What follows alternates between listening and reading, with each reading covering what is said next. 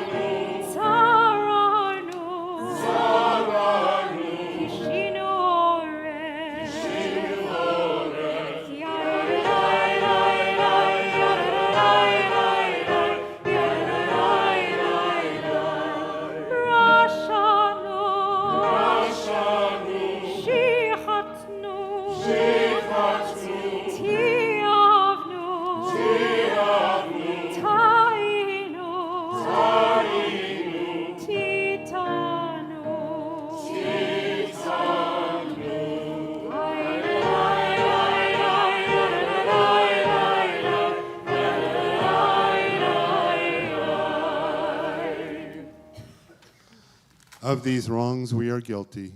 Together we betray, we steal, we scorn, we act perversely, we are cruel, we scheme, we are violent, we slander, we devise evil, we lie, we ridicule, we disobey, we abuse, we defy, we corrupt, we commit crimes, we are hostile, we are stumbled, we are immoral, we kill, we spoil, we go astray, we lead others astray.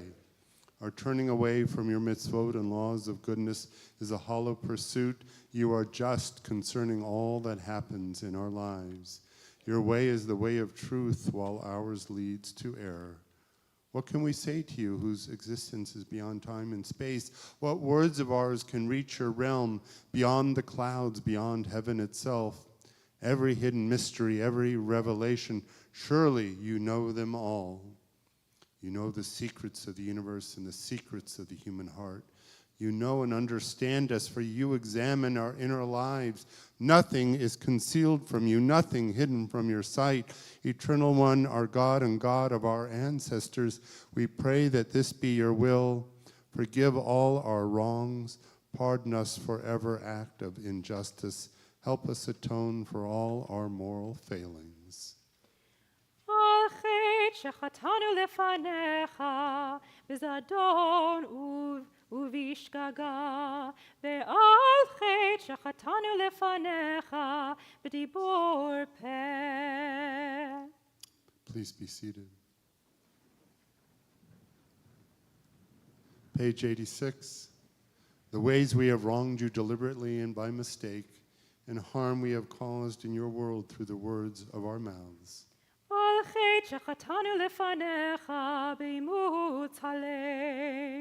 The ways we have wronged you by hardening our hearts, and harm we have caused in our world through careless speech.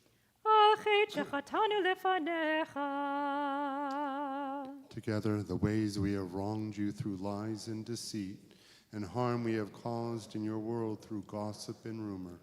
על חטא שחטאנו לפניך. Together, the ways we have wronged you by judging others unfairly, and harm we have caused in your world through disrespect to parents and teachers. על חטא שחטאנו לפניך.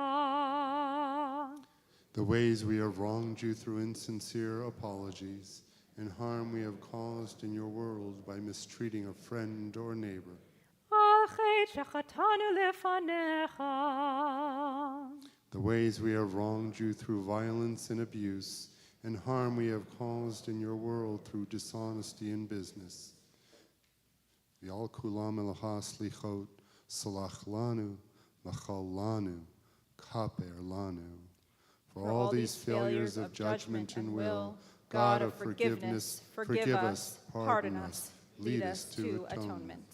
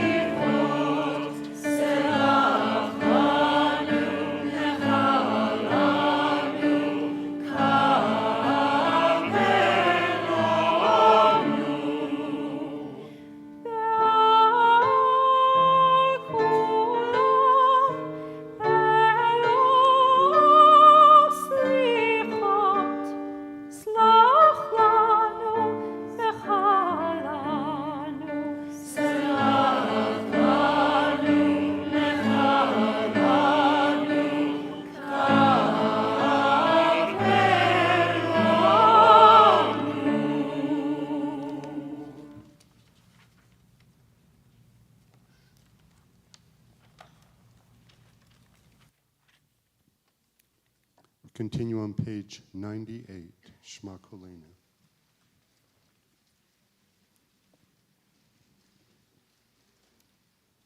Hear our call, Adonai our God. Show us compassion. Accept our prayer with love and goodwill. Take us back, Adonai. Let us come back to you. Renew our days as in the past. Hear our words, Adonai. Understand our unspoken thoughts.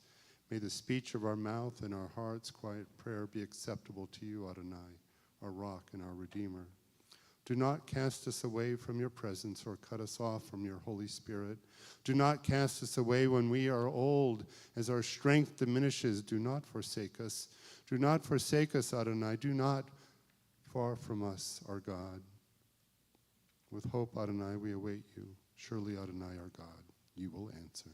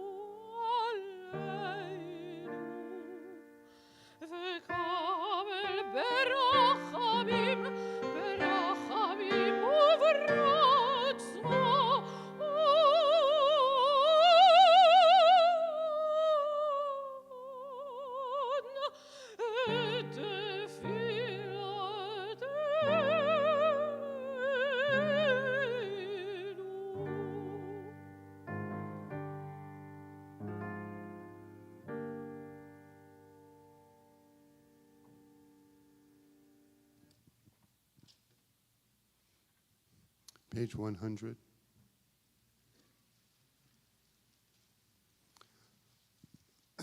God of forgiveness, we come before you in need of compassion. At Sinai, you spoke words that guide our lives to this day, but our ancestors lost faith in you, lost hope in their Redeemer. With one voice they had promised, "We will do and obey," and yet stiff-necked they broke their word, adoring an idol of gold. How wondrous your compassion in the face of their rebellion, your forgiveness in that moment of human weakness and doubt. We too have broken promises to you. We too worship the work of our own hands. We too make of gold a god, and we too forsake your word. At Sinai, you revealed 13 attributes of mercy. These aspects of your nature, your very essence, we now recall.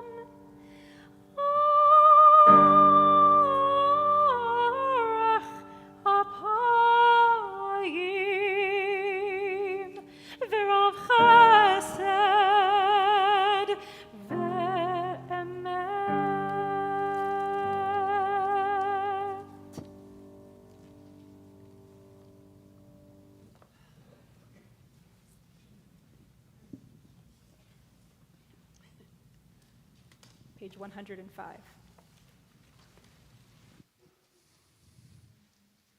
In all your ways be aware of God, for there is no sovereign without a people. Ein melech below am. We are the chariot on which God's glory rides, for there is no sovereign without a people. Let the love of God be spread through our deeds, for there is no sovereign without a people.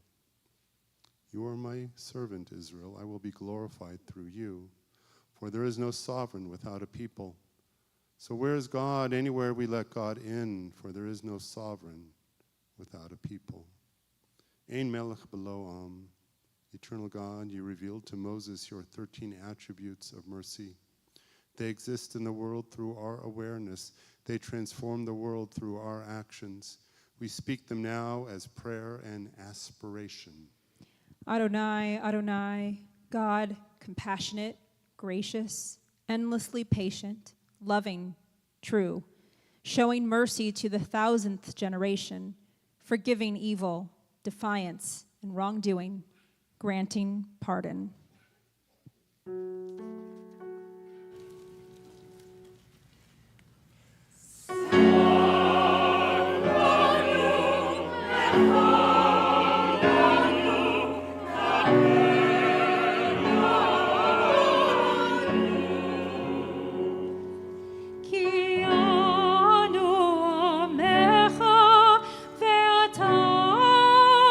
Eloheinu.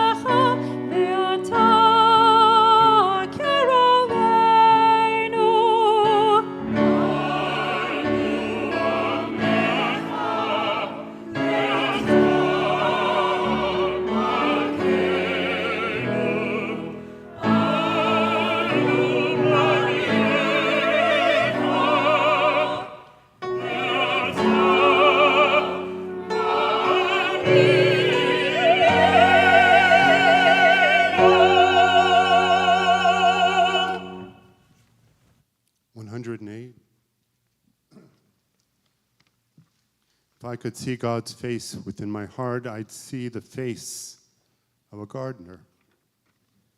Compassionate to weed and flower alike, patiently pruning, graciously planting. Loving the endless hours of tending and nurturing the earth. Seeds, roots, all that grows.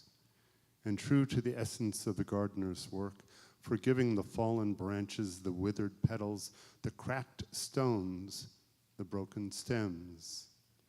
Lu echazeh penav b'libi baita.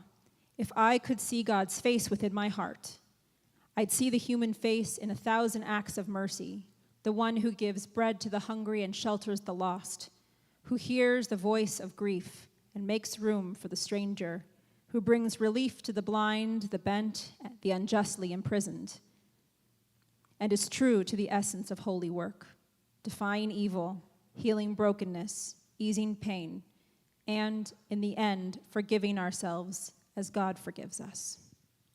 111. So answer us, you who answered our mother Sarah in her old age, you who answered our father Abraham on Mount Moriah, you who answered their son Isaac when bound upon the altar, you who answered Rebekah when she cried, "Why do I exist?" You who answered Jacob at Bethel, "Israel shall be your name." You who answered Leah in her sadness, you who answered Rachel in her pain, you who answered Joseph in the prison house, you who answered the midwives, Shiphrah and Puah in the birthing stones, you who answered Yochebed's courage on the bank of the Nile, you who answered our fathers and our mothers at the Sea of Reeds, you who answered Moses at Sinai, I bore you on eagle's wings, you who answered the daughters of Zelophehad, who stood up for their rights before Moses and God, you who entered Elijah with a still small voice in the wilderness, you who answered the righteous ones before us, men and women of integrity and compassion, answer us. Soon we open our curtains for Avinu Malkeinu. We call upon Diane and Kenny Epstein, Alex and Jonathan Gudai, Katie and Jonathan Fine, Elliot, Michelle, and Lawrence Epstein, Jake and Joe. If you'd come forward for the honor of accompanying the art curtains as they are open for Avinu Malkeinu. Page 113. Let us rise.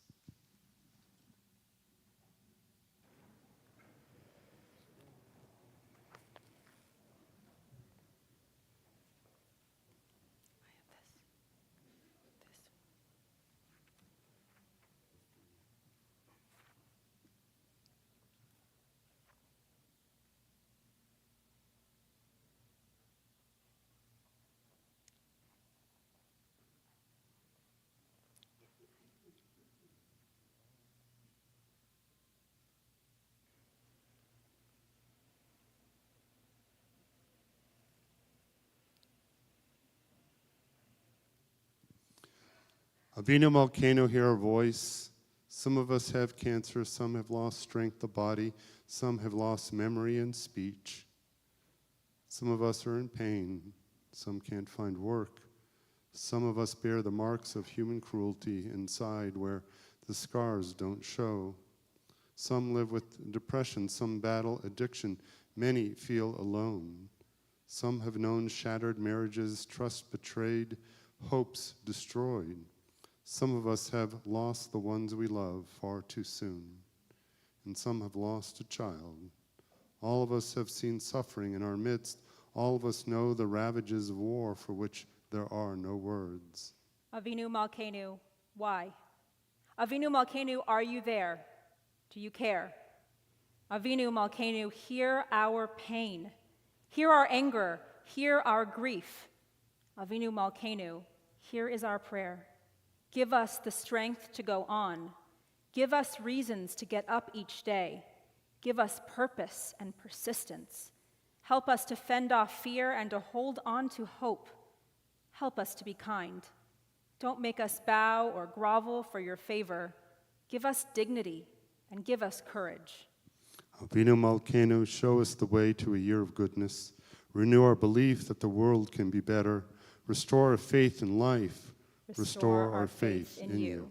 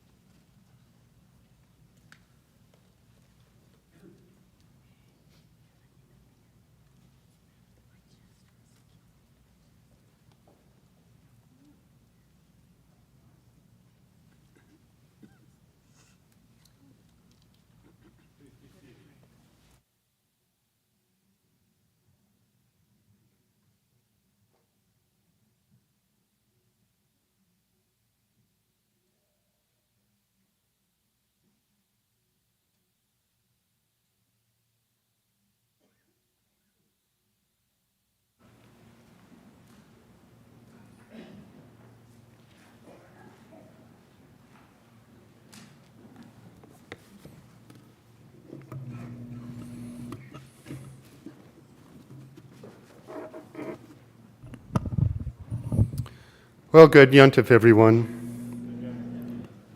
On Erev Rosh Hashanah, I formally shared the news of my retirement, which will take place next June. So not tonight, not tomorrow, next June. Since then, I've been bombarded with questions like, what will you do when you retire? Will you write a book? Are you staying here? Can you still do my bar mitzvah? It seems like everyone has a plan for my retirement. After years of dispensing wisdom, I find myself on the receiving end of it, which is both humbling and at times amusing. To all of you retirees out there, I will soon be joining your ranks, taking naps, traveling, enjoying the freedom that comes with retirement. But I suspect, like most of you, I'll end up busier than ever. This phase of life has also caused me to reflect on aging. I'm not quite 70 yet, but I can feel it approaching. And the thought of stepping into this new chapter brings both anticipation and trepidation.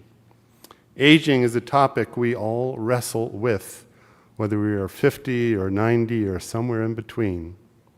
And so I thought I'd like to start with a light-hearted story about aging. A 90-year-old couple struggling with memory went to see their doctor. After checking them over, the doctor recommended that they write things down to help remember. Later that evening, as they sat watching TV, the husband got up to go to the kitchen. His wife asked, "Can you get me a bowl of ice cream?" "Sure," he said. "Don't you think you should write it down before you forget?" "I can remember that," he grumbled. "And I'd like some strawberries on top too, and maybe some whipped cream." Got it. No need to write it down," he replied, annoyed. 20 minutes later, he returned with a plate of bacon and eggs. His wife looked at the plate and said, "Where's my toast?"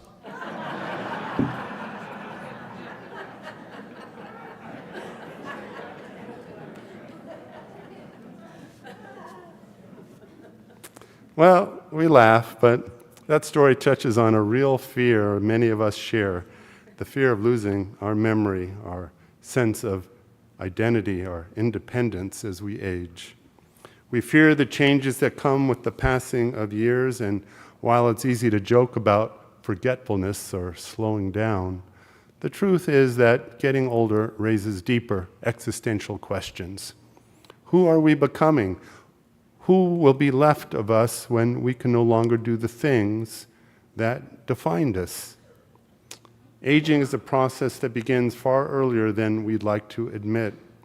Those of you under 50 might be settling into your seats thinking, "Oh, this message isn't for me." But here's the truth, we're all aging, no matter where we are in life. Aging isn't something that happens at 64, as the Beatles suggest. It's happening right now. Every year, every Yom Kippur, we're 1 year older.